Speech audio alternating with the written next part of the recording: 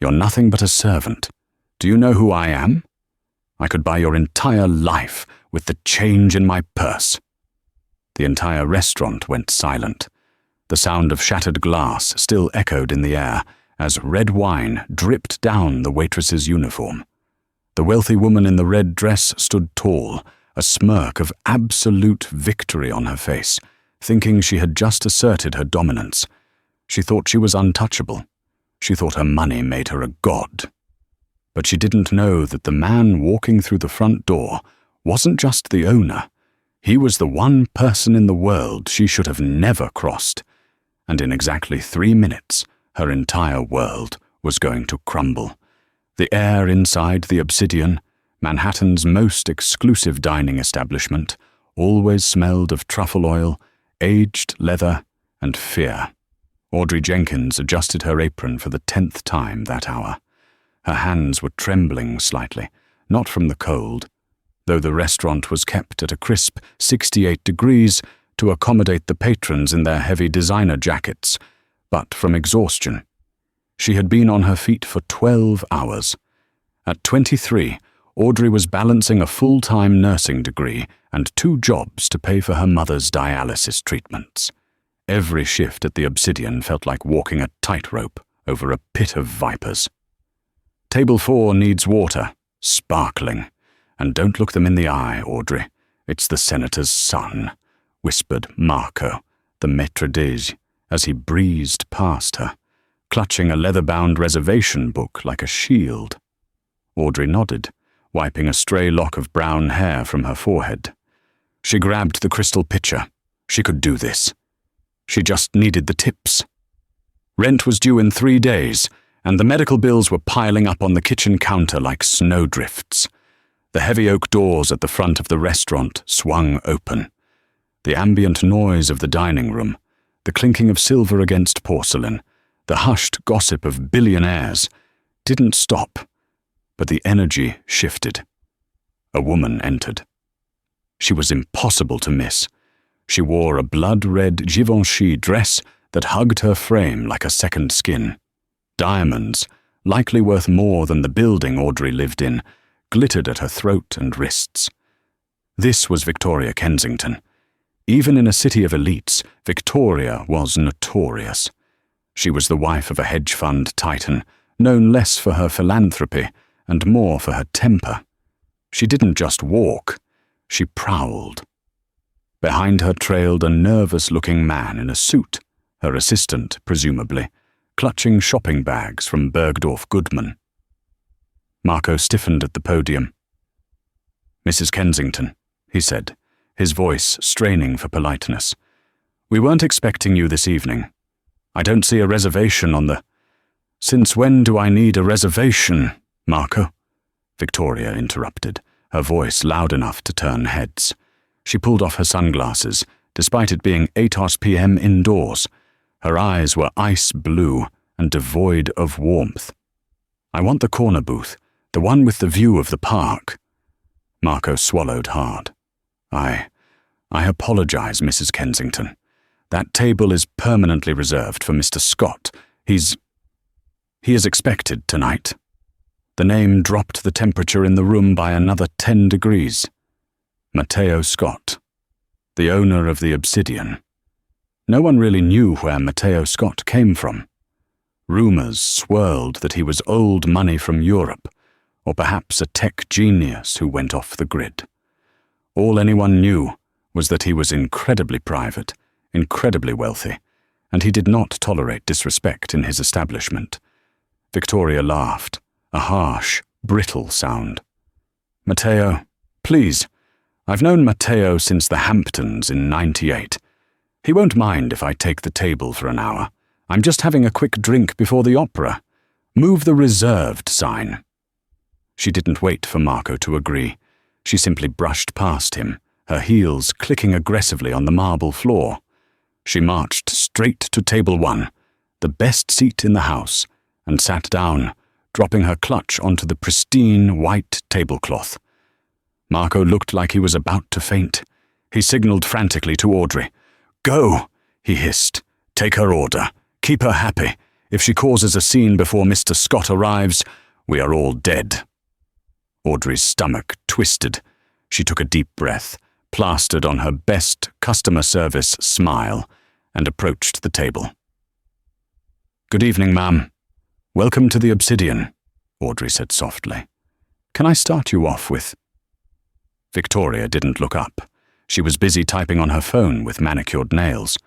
"Sparkling water, lemon, no ice, and bring me the wine list, the reserve list, not the garbage you show the tourists." "Of course," Audrey said. She placed a coaster down gently. Victoria finally looked up.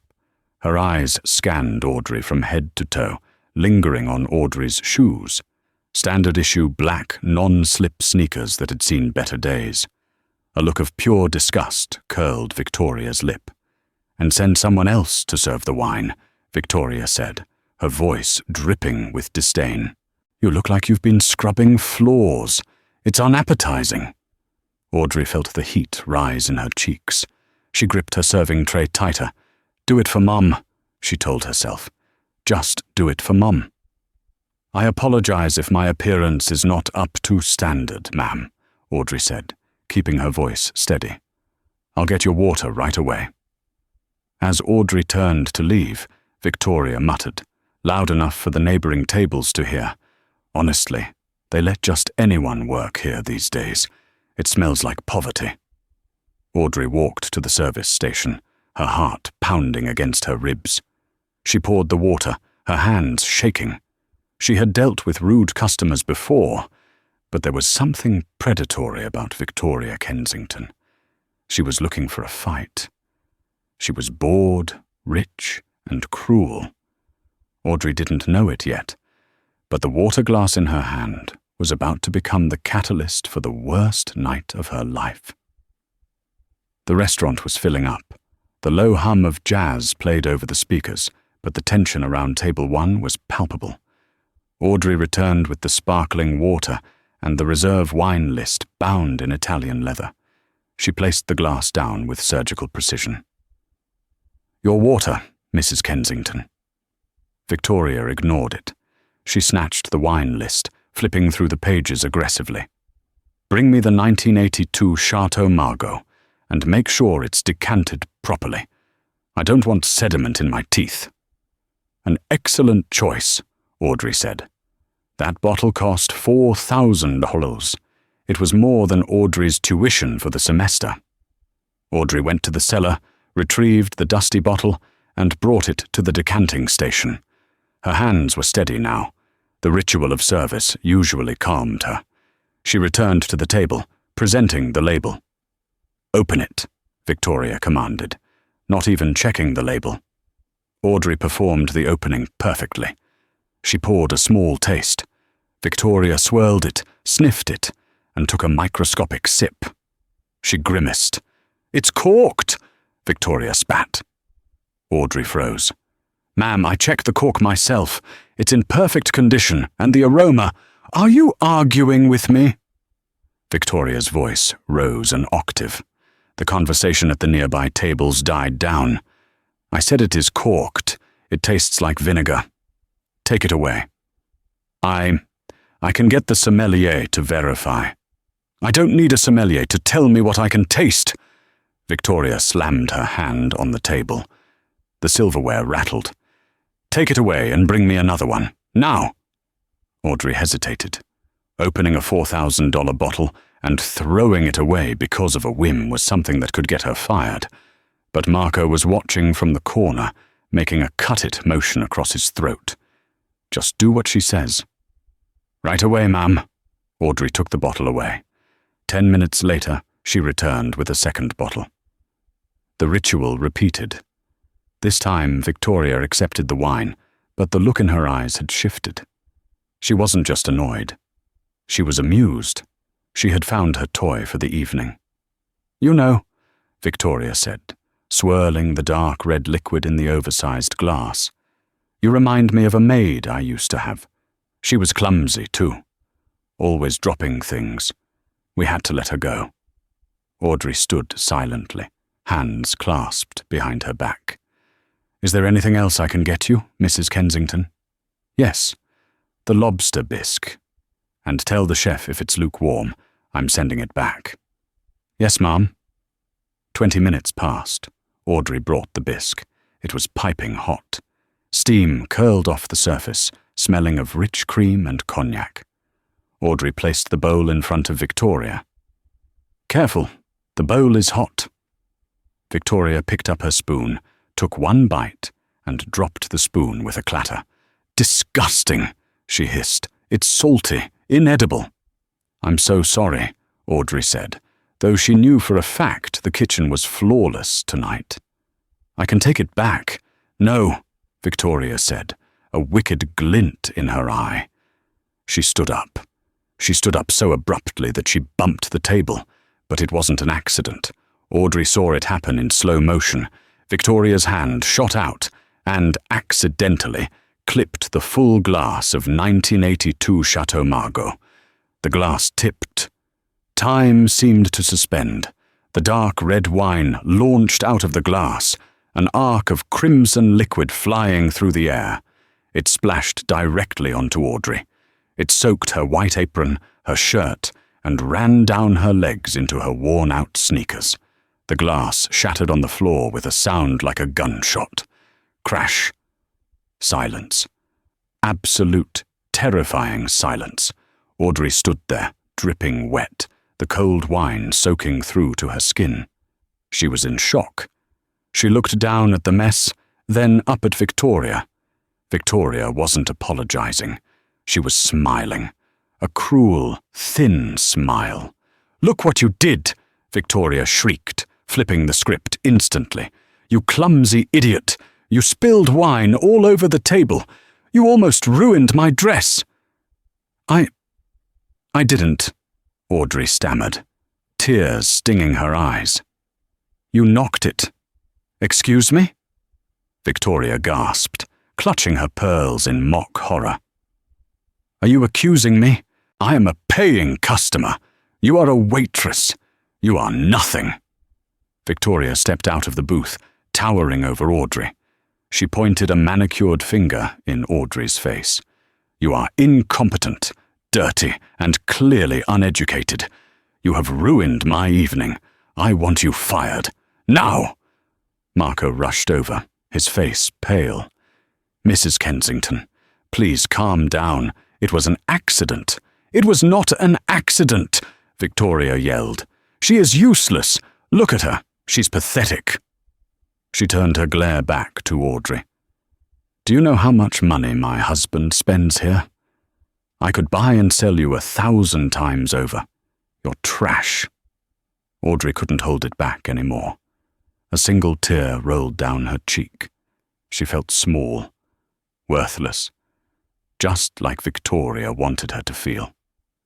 "I'm sorry," Audrey whispered, her voice breaking. "Sorry isn't good enough." Victoria grabbed a napkin and threw it at Audrey. It hit her in the chest and fluttered to the floor. "Clean it up. Get on your knees and clean this mess up." "Ma'am, that's not necessary," Marco interjected, trying to step between them. "I said," Victoria lowered her voice to a menacing hiss, "get on your knees. If she wants to keep this job, she needs to learn her place." Audrey looked at Marco. He looked helpless. She thought about the dialysis bill. She thought about her mum. Slowly, painfully, Audrey lowered herself to the ground. She reached for the shattered glass. "That's it," Victoria laughed, pulling out her phone to record. "That's right where you belong." Suddenly, the heavy oak doors at the front of the restaurant opened again. The wind from the street blew in, cold and sharp. A man walked in. He was tall, wearing a long charcoal coat. He had silver fox hair and a presence that made the air in the room feel heavy. He didn't look at the host stand. He didn't look at the bar. His eyes locked instantly on the scene at table 1. The wealthy woman in the red dress laughing, and the young waitress on her knees in a puddle of wine and broken glass. The man stopped. Behind him, 2 large security guards entered, closing the doors. Marco, the manager, looked up and went white as a sheet. He stopped breathing. Victoria didn't notice. She was too busy enjoying her power trip. "Pathetic," she muttered at Audrey. Then a deep voice boomed across the restaurant. It wasn't loud, but it carried a weight that vibrated in everyone's chest. "Get up!" Victoria spun around, annoyed at the interruption. "Excuse me. This is a private conversation. Mind your own." Her words died in her throat. She looked at the man. She blinked. She knew that face. Everyone knew that face, but she had only seen it in magazines or from a distance at galas. It was Matteo Scott, the owner. But he wasn't looking at Victoria. He was looking at Audrey, and for the first time that night, the look on his face wasn't one of authority or anger. It was one of absolute, heart-stopping horror. Because Matteo Scott wasn't just the owner of the restaurant. He took a step forward, his voice trembling with a mixture of rage and disbelief. "Audrey," he whispered. The name hung in the air, suspended like smoke. Audrey. It was whispered, yet it carried enough force to shatter the remaining tension in the room and replace it with something far more volatile. Audrey didn't look up. She couldn't. The humiliation was a physical weight, pressing her shoulders down toward the wine-stained floor. She stared at the jagged shards of crystal near her knees, watching how the dark red liquid pooled in the grout of the expensive tile. She knew that voice. It was a voice from a life she had walked away from 3 years ago, a life of heavy expectations, cold mansions, and emotional distance. She squeezed her eyes shut, wishing the floor would simply open up and swallow her whole. "Not now," she prayed. "Not like this." Victoria Kensington, however, was oblivious to the undercurrents swirling around her. She heard Matteo speak, but her narcissism filtered reality to suit her narrative.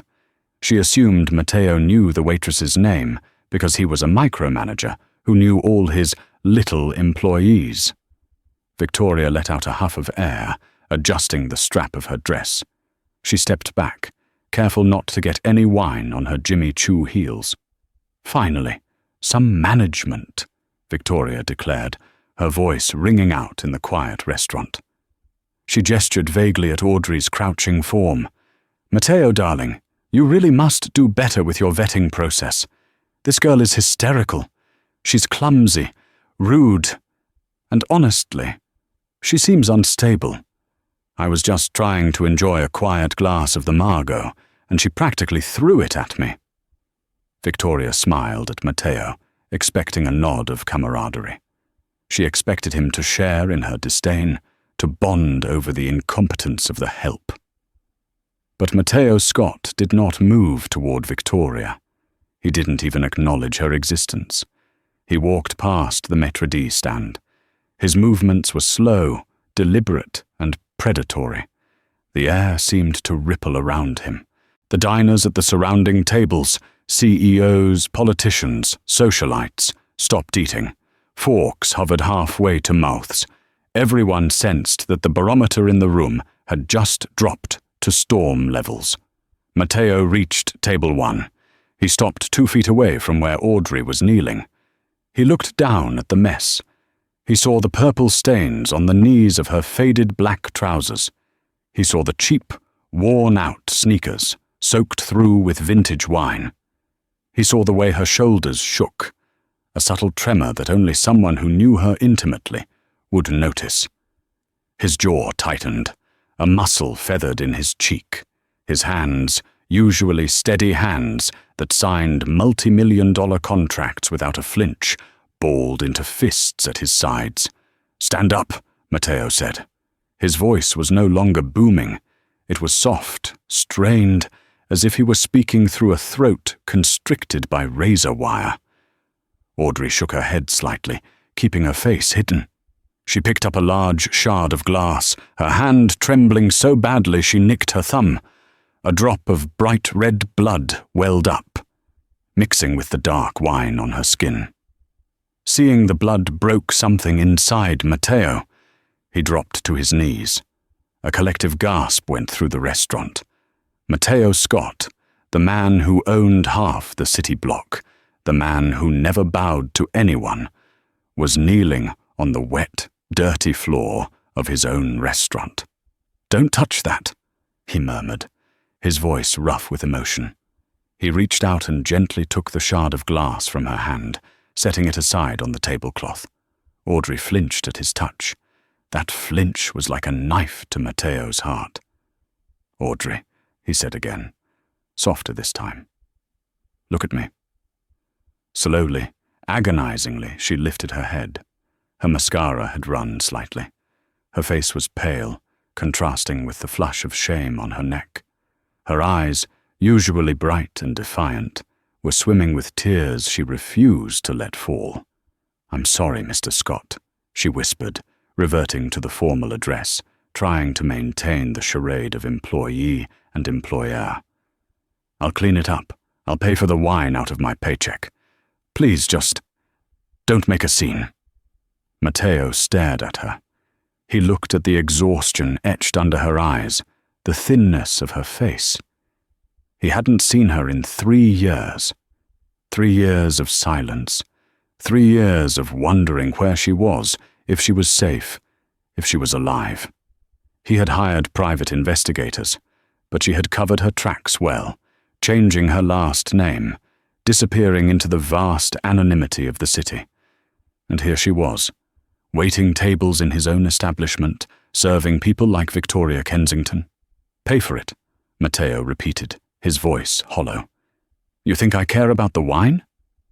Victoria, growing impatient with being ignored, stepped forward. She tapped her foot. "Matteo, really?" she scoffed, swirling her empty glass. "It's charming that you care about your staff, but this is excessive. She ruined my evening. She needs to be removed. I have the opera in 40 minutes, and I am still waiting for a replacement bottle and for this mess to be cleaned." Matteo didn't look at Victoria. He didn't take his eyes off Audrey. He slowly stood up, offering his hand to Audrey. Audrey hesitated. She looked at his hand, manicured, wearing a platinum watch, and then at her own, stained and bleeding. "Take my hand," he commanded gently. She reached out. He gripped her fingers tight, pulling her up from the floor. She wobbled, her legs numb from kneeling, and the adrenaline crash. Matteo immediately steadied her, his hand firm on her elbow. Then he did something that signaled to everyone in the room that the world had turned upside down. He shrugged off his heavy, charcoal cashmere coat, a garment worth more than most cars, and draped it around Audrey's shoulders. He pulled the lapels tight, covering her wine-soaked uniform, shielding her from the prying eyes of the customers. "You're freezing," he said quietly. "I'm fine," she lied, her voice shaking. "You are not fine." Only then did Matteo Scott turn around. He turned slowly, pivoting on his heel to face Victoria Kensington. The tenderness vanished from his face instantly. His expression hardened into something cold, granite-like, and utterly terrifying. The silence in the restaurant was absolute. No music played. No glasses clinked. The entire room held its breath. Victoria's smile faltered. For the first time, a flicker of uncertainty crossed her eyes. She had seen Matteo angry before, in boardrooms, but she had never seen him look like this.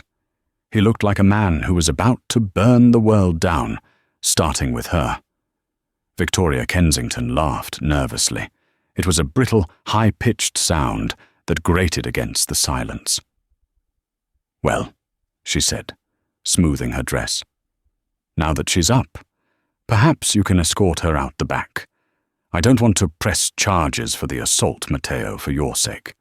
It would be bad press for the Obsidian if people knew your staff throws wine at VIP guests." Matteo stared at her. He didn't blink. His silence was a weapon, forcing her to fill the empty space with more babble. "I mean, really?" Victoria continued, her voice gaining a defensive edge. I come here expecting the best. I order the most expensive bottle, and I get treated like this? It's unacceptable. You know who my husband is. You know what kind of influence we have.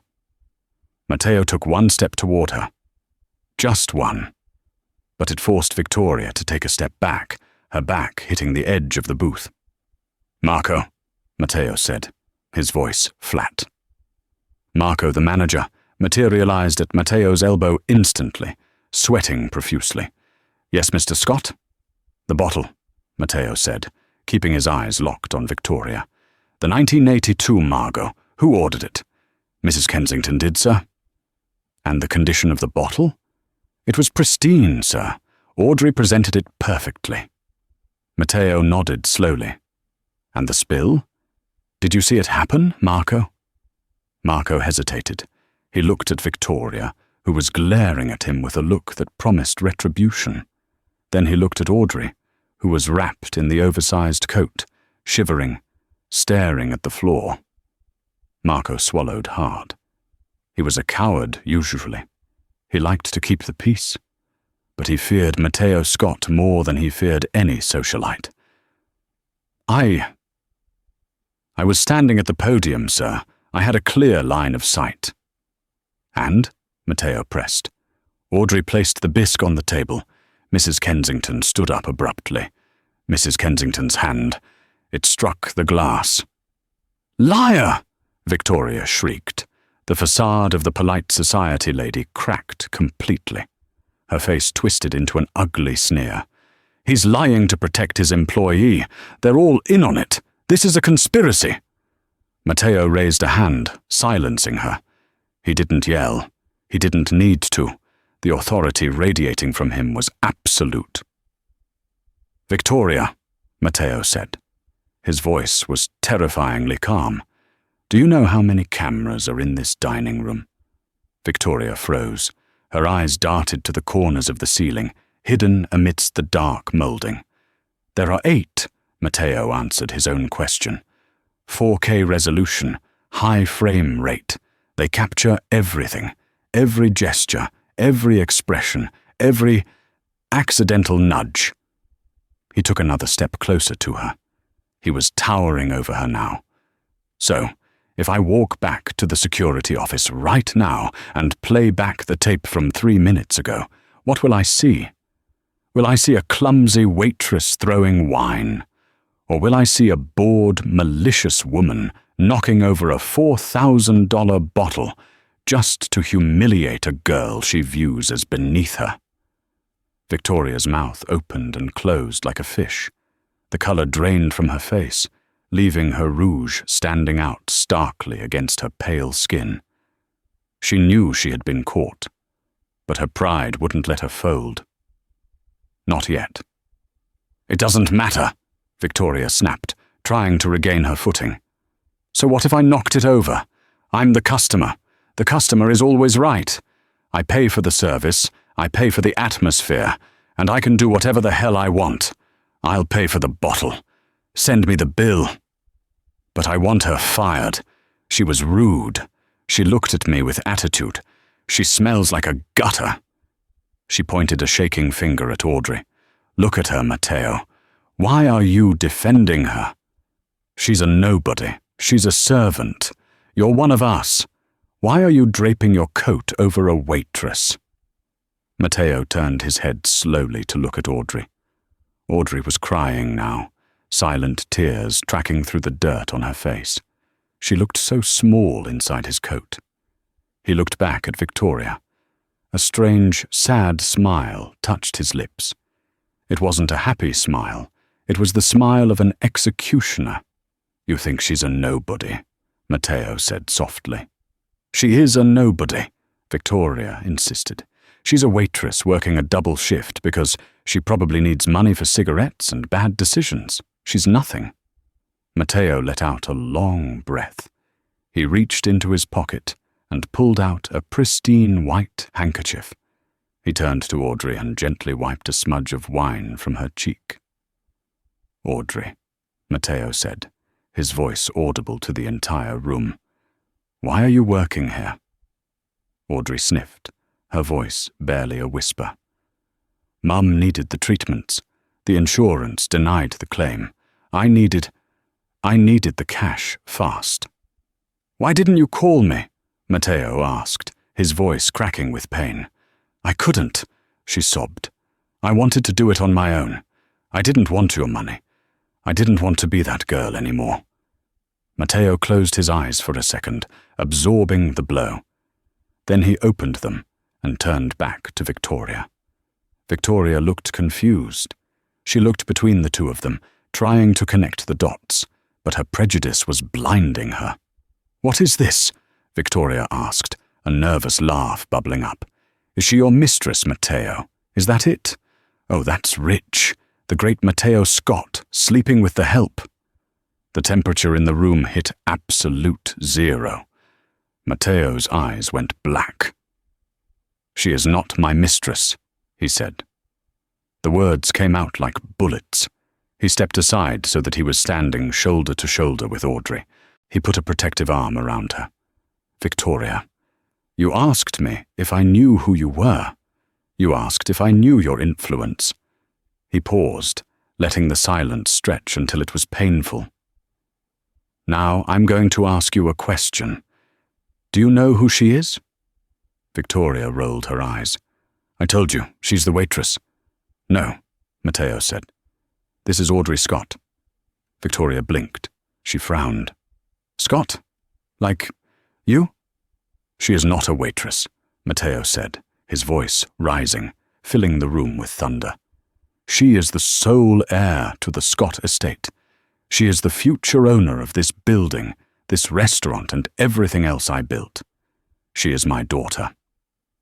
The gasp that went through the room this time was loud enough to be a scream. Victoria Kensington stopped breathing. Her knees actually buckled, and she had to grab the table to stay upright. She looked at Audrey, the dirty waitress, the servant, and then at Matteo. The resemblance was suddenly undeniable. The same sharp jawline, the same fierce eyes. Your daughter? Victoria whispered. But she's... Look at her. I am looking at her, Matteo said, his voice dropping to a dangerous growl. I'm looking at my daughter, who has more dignity in her little finger than you have in your entire bloodline. She is working 2 jobs to help her sick mother, because she has too much pride to ask for help. She is earning her way in the world. Matteo took a step closer to Victoria, invading her personal space. And you, he hissed. You made her kneel. Victoria was trembling now. Real fear had set in. She wasn't dealing with a manager. She was dealing with a father who had just watched his estranged child be humiliated. Matteo, I didn't know, she stammered. I swear I didn't know. If I had known she was your daughter, if you had known, you would have treated her with respect. Matteo cut her off. Is that it? You only treat people with dignity if they have a bank account that matches yours? No, I meant. You meant that you enjoy hurting people you think are weak, Matteo said. You enjoyed making her crawl. I saw you smiling, Victoria. I saw you recording it. He held out his hand. Give me the phone. What? Victoria clutched her purse. Give me the phone. Victoria, shaking like a leaf, reached into her bag and pulled out her gold-cased iPhone. She handed it to him. Matteo didn't look at it. He simply dropped it onto the tile floor. Then he lifted his foot and brought his heel down. Crunch! The expensive device shattered into 100 pieces of glass and metal. Oops, Matteo said, his face stone cold. I guess I'm clumsy too. He looked up at the stunned security guards by the door. Get her out of my sight, Matteo ordered. And ban her, not just from the obsidian. Ban her from the sapphire room, the gilded cage, and the Hotel Scott. If she steps foot on any property I own, have her arrested for trespassing. Victoria's eyes widened in horror. That was half the social scene in Manhattan. He was effectively exiling her from her own life. "Matteo, you can't!" she screamed as the guards approached her. Your husband, Matteo interrupted, works for a firm that leases 3 floors in my Midtown tower. Their lease is up for renewal next month." He smiled, a terrifying, shark-like smile. "I think the rent is about to triple. I'm sure he'll be thrilled to hear it's because of you." The guards grabbed Victoria's arms. "No, get off me!" she shrieked, kicking and screaming as they dragged her toward the door. "Do you know who I am? I am Victoria Kensington. You," Matteo called after her, "are nothing." The doors slammed shut, cutting off her screams. The restaurant was deadly silent. Matteo turned back to Audrey. The rage in his eyes vanished, replaced instantly by a wave of grief and love. He looked at his daughter, really looked at her, seeing the woman she had become. "Audrey," he choked out. Audrey looked up at him. The adrenaline was fading, and the exhaustion was taking over. Her legs gave out. Matteo caught her before she hit the floor. He pulled her into a hug, burying his face in her hair, not caring about the wine, the sweat, or the blood. "I've got you," he whispered into her hair. "I've got you. I'm never letting you go again." But the drama wasn't over. As Audrey wept into her father's expensive suit, the kitchen door swung open. A young man in a chef's uniform rushed out, looking frantic. "Audrey!" he called out, holding a phone. "Audrey, it's the hospital. It's your mum." Audrey pulled back from her father's arms, her eyes wide with terror. "What?" she gasped. "They said she's crashing. You need to get there. Now." The world outside the obsidian was a blur of neon lights and rain-slicked pavement. But inside the back of Matteo Scott's Maybach, the silence was suffocating. They were moving at dangerous speeds. Matteo's driver, a stoic man named Elias, was weaving through the gridlocked Manhattan traffic with the precision of a stunt driver. Sirens, courtesy of a police escort Matteo had arranged with a single phone call, clearing the path ahead. Audrey sat pressed against the leather door, as far away from her father as the confined space allowed. She was still wearing the wine-stained uniform, covered by his charcoal cashmere coat. The smell of the coat, expensive cologne, cedar, and tobacco, was overwhelming. It smelled like a childhood she had tried desperately to forget. She stared out the tinted window, watching the city streak by. Her hands were shaking so violently that her teeth chattered. "Audrey," Matteo said. His voice was low, filling the quiet cabin. He sat on the opposite side, his body rigid. He wasn't looking at his phone. He wasn't making business calls.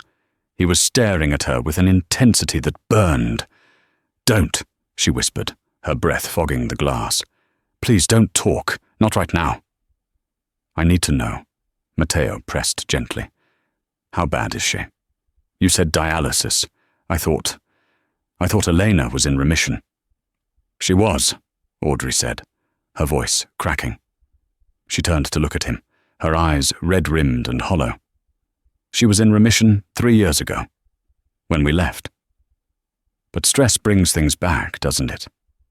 And being poor is very stressful, Matteo." The name hit him like a physical blow. She didn't call him Dad.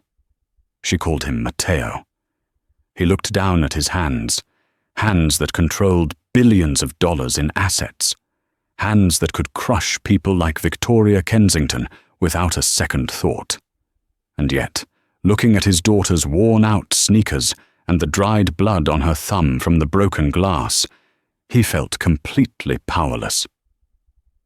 "I sent checks," Matteo said, his voice trembling slightly. "Every month, for 3 years, to the account in Jersey. They were never cashed." "We didn't want your money," Audrey spat, a sudden flash of anger cutting through her fear. "Mum didn't want to be paid off to stay away. She wanted a husband. I wanted a father. You gave us a portfolio manager instead." I was building an empire for you, Matteo argued, though his voice lacked its usual conviction. Everything I did to secure your future. And while you were building your empire, Mum was dying in a one-bedroom apartment in Queens, Audrey whispered. She was skipping medication so I could buy textbooks. She was freezing in the winter because we couldn't afford the heating bill. Where was your empire then?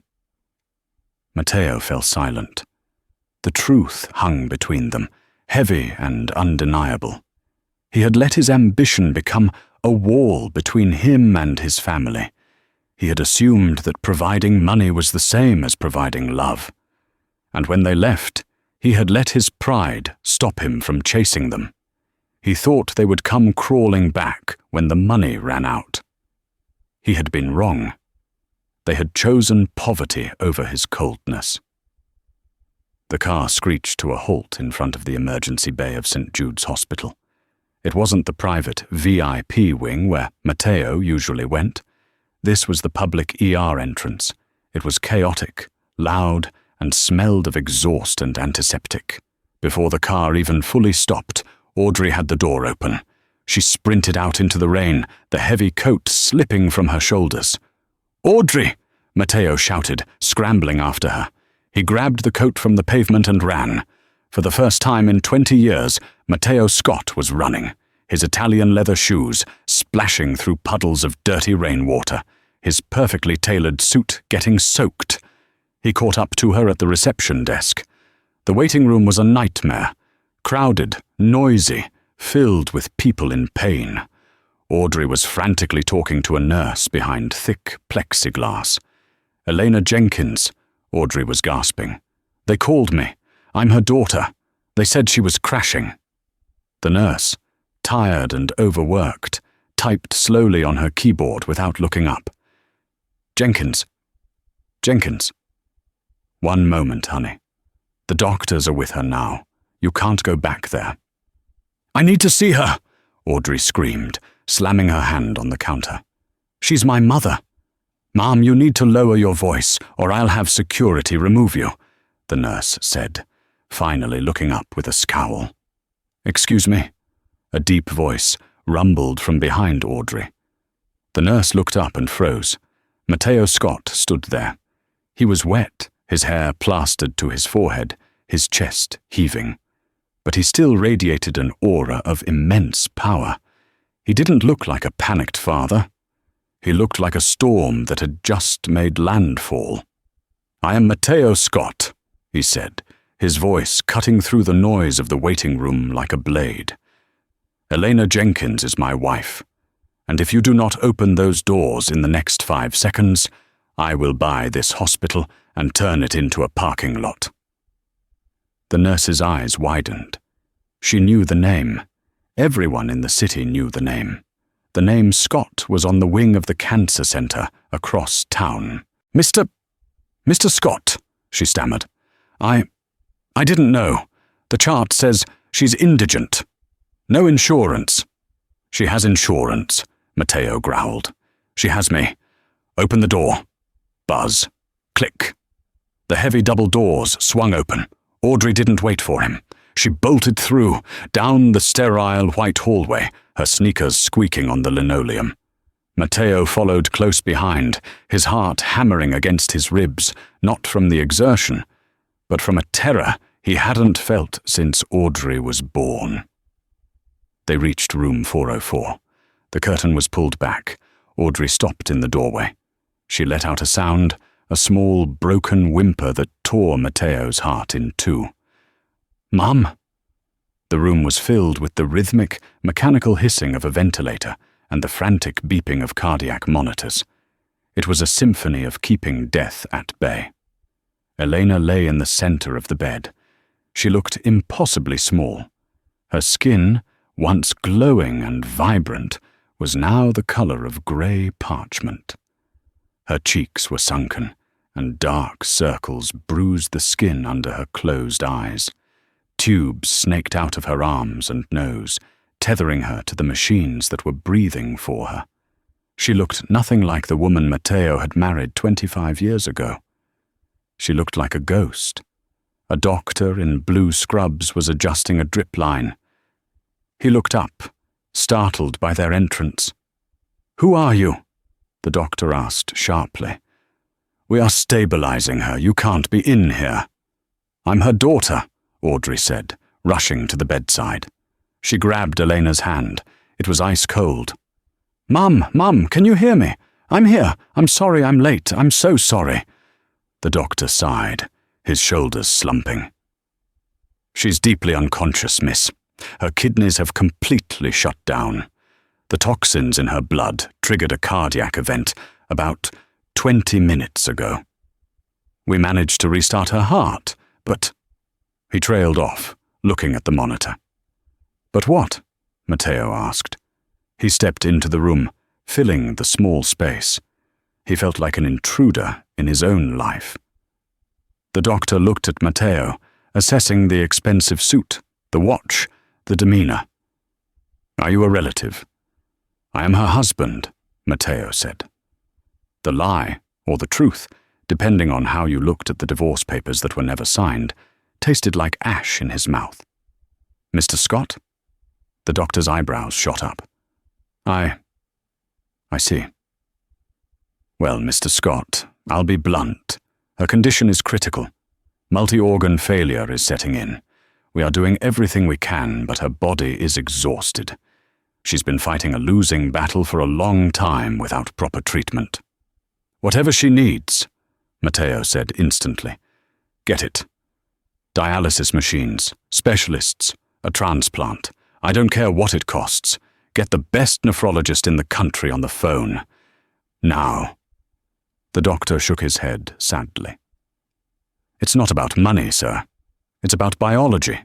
She is too weak for a transplant right now. She wouldn't survive the surgery. And her blood type, she has a very rare antibody profile. Finding a match would take months. We don't have months. We might not even have days.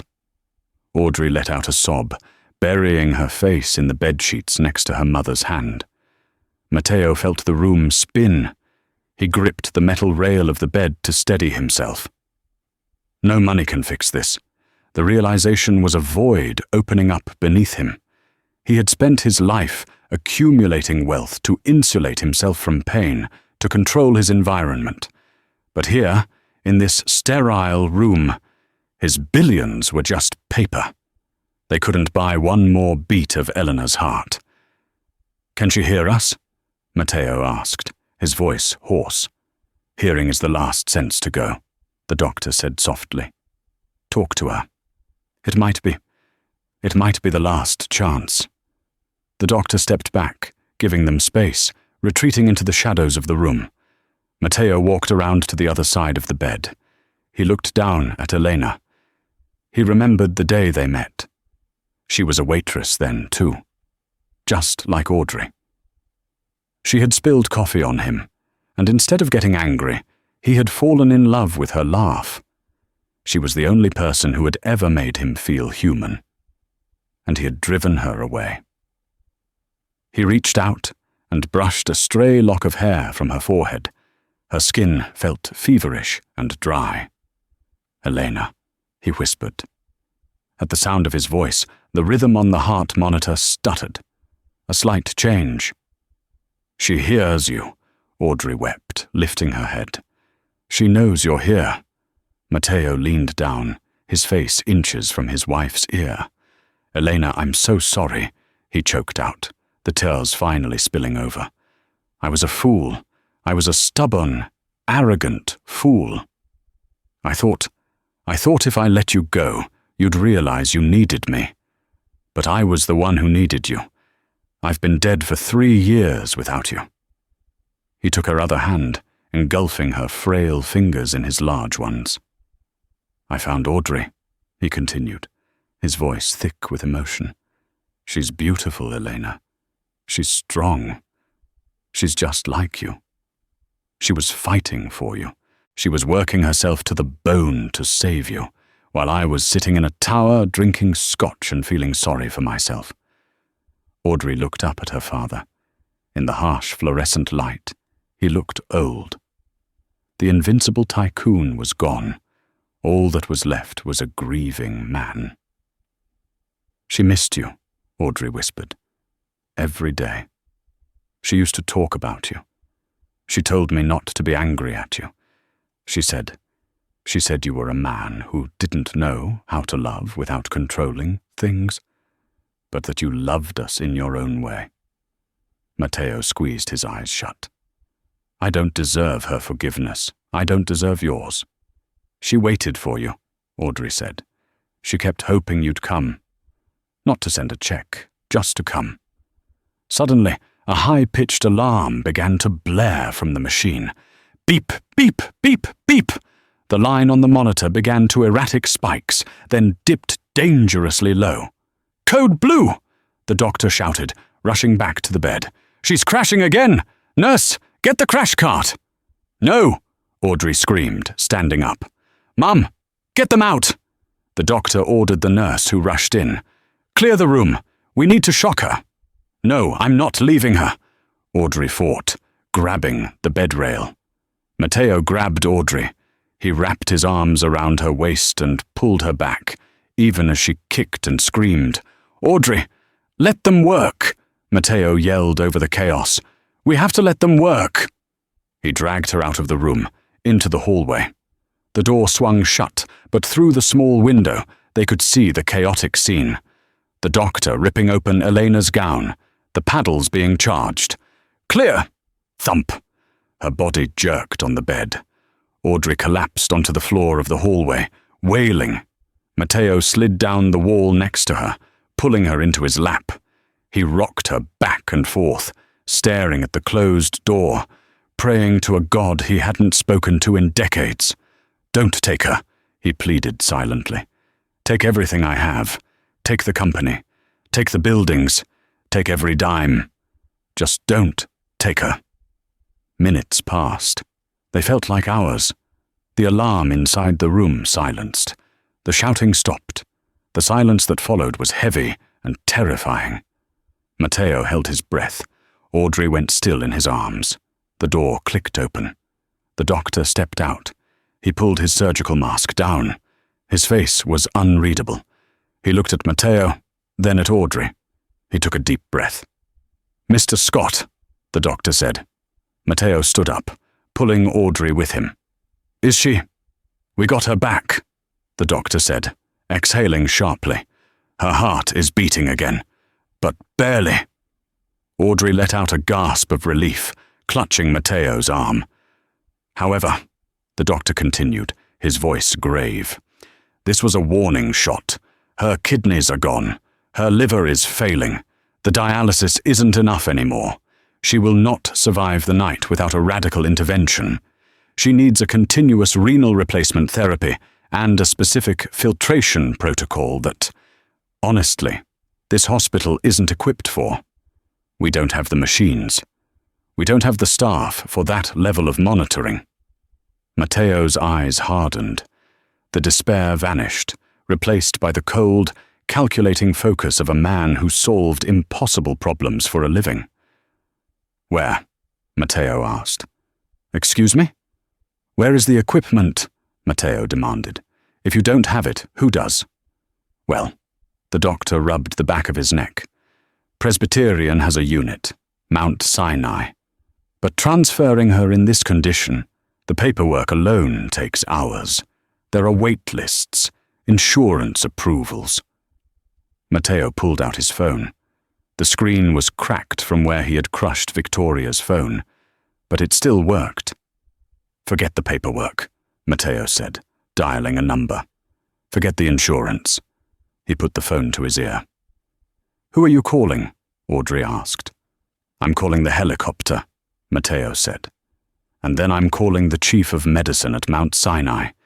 He owes me a favor, a big one." He looked at the doctor. "Get her stabilized for transport. I don't care if you have to manually pump her heart yourself. Keep her alive for 20 minutes. That's all I need." "You're going to airlift her?" the doctor asked, incredulous. "In this weather?" Matteo looked out the window at the driving rain. I'd fly her through a hurricane if I had to, Matteo said. She is not dying tonight. The helicopter ride was a blur of rain, noise, and prayer. But Matteo made good on his promise. He flew Elena through the storm, landing on the roof of Mount Sinai, where a team of specialists, summoned from their beds by the sheer weight of the Scott name, was waiting. For 3 days it was touch and go. Matteo didn't leave the waiting room. He slept in a plastic chair, still wearing his ruined suit, holding Audrey's hand. He wasn't the billionaire tycoon during those 72 hours. He was just a husband and a father, bargaining with the universe for a second chance. The universe listened. The advanced filtration therapy worked. Elena's vitals stabilized. On the 4th morning, she opened her eyes and squeezed Matteo's hand. It was a weak squeeze, but to Matteo, it felt like the strongest force on earth. 6 months later, the evening rush at the Obsidian was in full swing. The jazz was smooth, the wine was flowing, and the atmosphere was electric. But things had changed. At the front podium, Marco was no longer shivering in fear. He was smiling, relaxed. And at table 1, the corner booth with the view of the park, sat a healthy, radiant Elena. She wore a simple but elegant dress, laughing as she shared a dessert with Matteo. Matteo looked 10 years younger. The lines of stress were gone, replaced by a look of contentment. He wasn't checking his phone. His eyes were only on his wife. The doors opened. A hush didn't fall over the room this time. The energy remained warm. Audrey walked in. She wasn't wearing a stained apron or worn-out sneakers. She was dressed in a sharp, tailored navy suit, holding a tablet. She moved with confidence, commanding the room not with fear, but with grace. She had finished her nursing degree, but she was also stepping up to help run the family empire, bringing a heart to the business that Matteo had long forgotten. She walked over to table 1. "Everything okay here?" Audrey asked with a smile. "Perfect," Matteo said, looking at his daughter with undisguised pride. "By the way, did you hear about the Kensington estate?" Audrey raised an eyebrow. "No." "Foreclosure," Matteo said, taking a sip of his water. "Victoria's husband lost the lease, and his partners ousted him. They're selling off the Hamptons house to cover debts. Rumor has it Victoria is trying to sell her jewelry, but, well, it turns out most of it was fake." Elena shook her head. "That's sad. Anger is a heavy thing to carry." "She chose her path," Audrey said softly. She looked around the restaurant, her restaurant. Just then, a new waitress, young and nervous, dropped a fork near a nearby table. The sound clattered loudly. The girl froze, looking terrified, expecting to be yelled at. Audrey didn't yell. She walked over, knelt down, and picked up the fork. She placed a hand on the girl's shoulder. "It's okay," Audrey whispered, loud enough for Matteo to hear. "Take a breath. You're doing a great job. We've all been there." The girl smiled, relieved. Audrey stood up and looked back at her parents. Matteo raised his glass in a silent toast. They had lost years, but they had found something money couldn't buy. They had found each other again. And this time, the foundation of their lives wasn't built on obsidian stone or cold cash. It was built on forgiveness. This story isn't just about a rude customer or a wealthy owner. It's a reminder that true value isn't found in a bank account. Victoria Kensington had millions, yet she was spiritually bankrupt, cruel, insecure, and ultimately alone. Audrey had nothing but the change in her pocket, yet she possessed dignity, resilience, and love that no amount of money could purchase. Matteo Scott learned the hardest lesson of all, that an empire is worthless if you have no one to share it with. It took a shattered glass of wine and a near tragedy to break down the walls of his pride. But in the end, he reclaimed the only title that truly mattered: father. We often judge people by the uniforms they wear or the jobs they do, forgetting that every person has a story, a struggle, and a worth that goes beyond the surface.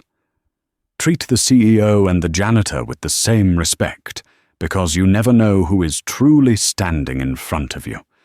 Wow, what a roller coaster of emotions. Karma truly has a way of finding everyone eventually, doesn't it? If this story touched your heart, or if you've ever had to deal with someone who treated you like you were invisible, please hit that like button. It really helps the channel grow and lets me know you want more stories like this. What would you have done if you were in Audrey's shoes? Would you have forgiven Matteo so quickly? Let me know in the comments below. I read every single one. And don't forget to subscribe and ring that notification bell so you never miss a new story. We release new dramatic tales every week. Thanks for watching, and remember, always be kind, because you never know who you're talking to. See you in the next video.